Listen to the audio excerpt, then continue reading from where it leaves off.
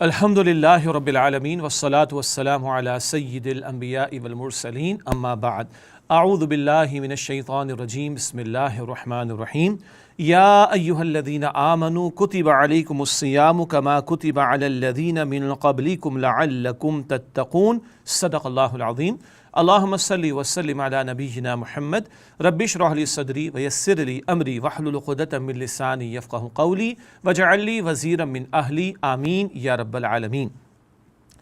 ناظرین کرام السلام علیکم ورحمۃ اللہ وبرکاتہ۔ آج کی آیت کے حوالے سے جس آیت کریمہ کا انتخاب ہم نے کیا ہے وہ سورۃ البقرہ کی آیت نمبر 183 ہے۔ اللہ رب العالمین نے اس مقام پر ارشاد فرمایا یا ایہا الذین آمنوا، اے وہ لوگو جو ایمان لائے ہو، کتب علیکم الصیام، تم پر روزہ رکھنا فرض کیا گیا ہے، کما کتب علی الذین من قبلکم، جیسے کہ تم سے پچھلے لوگوں پر فرض کیا گیا تھا، لعلکم تتقون، تاکہ تم متقی بن جاؤ۔ پہلی بات ایمان والوں سے خطاب ہے۔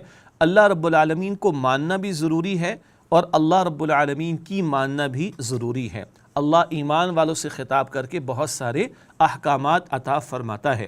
یا حکم ہوا تم پر روزہ رکھنا فرض کیا گیا ہے جیسے کہ تم سے پچھلے لوگوں پر فرض کیا گیا تھا۔ ایک تسلی عطا ہو رہی ہے کہ روزے کی مشقت والی عبادت تو ہے، مگر تم ہی نہیں ہو کہ جن پر یہ ذمہ داری لگائی جا رہی ہے، تم سے پہلے بھی لوگوں پر روزہ فرض کیا گیا تھا۔ سیام کا لفظ اسی سے صوم کا لفظ بنتا ہے۔ عرب اپنے گھوڑوں کو استعمال کرتے تھے کہیں لوٹ مار کرنے کے لیے، جنگوں کے موقع پر، اور وہ ان کا اسٹیمنا بڑھانے کے لیے ان کو بھوکا رکھتے، پیاسا رکھتے۔ تیز آندھی چلتی تو ان کے منہ کو پکڑ کر آندھی کے رخ پر رکھ دیتے تاکہ وہ ان تھپیڑوں کو برداشت کرنے کے قابل ہوں۔ اس سے ان کی قوت مدافعت اور ان کا اسٹیمنا بڑھاتے تھے عرب، اور کہتے تھے صوم الفرس، گھوڑا روزہ رکھے ہوئے ہے۔ اب مجبوراً یہ ترجمہ کرنا پڑ رہا ہے۔ یہ جو صوم کا لفظ ان گھوڑوں کے لیے عرب استعمال کرتے، اللہ تعالیٰ نے وہ لفظ استعمال کیا تو ہمیں بھی اللہ تعالیٰ روحانی طور پر اسٹرینتھن کرنا چاہتا ہے، ہماری روحانی ترقی ہو جائے، ہم جسم کے بجائے روح کی طرف توجہ کرنے والے ہو جائیں، اور شیطان جو کہ جکڑ دیا گیا، اور سرکش شیاطین جو جکڑ دیے جاتے ماہ رمضان میں، اور نفس کو قابو میں رکھنے کے لیے روزے کی فرضیت عطا کی جا رہی ہے۔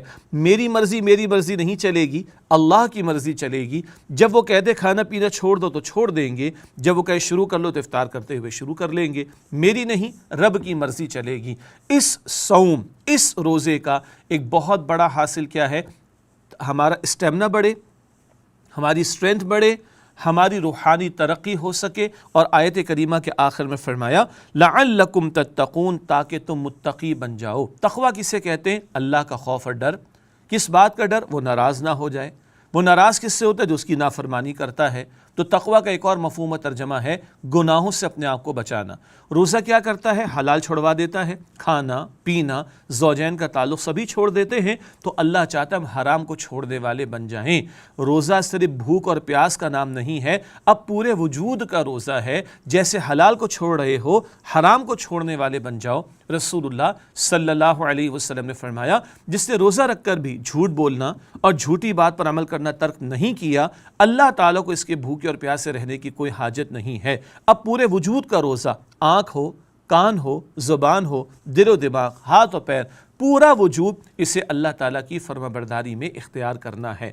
یہ ہے روزے کا ایک بہت بڑا حاصل۔ ہماری روحانی ترقی ہو، روحانی طور پر ہم مضبوط ہوں، نفس کی شرارتوں سے اپنے آپ کو بچانے کے قابل ہوں، شیطان کے حملوں سے اپنے آپ کو بچانے کے قابل ہوں، اور ہم میں تقویٰ پیدا ہو جائے تاکہ اللہ تعالی ہم سے راضی ہو جائے۔ یہ ہے سورۃ البقرہ آیت نمبر 183، جہاں رب کائنات نے روزے کی فرضیت کا ذکر کیا اور اس کا حاصل بتایا تاکہ تم میں تقویٰ پیدا ہو جائے۔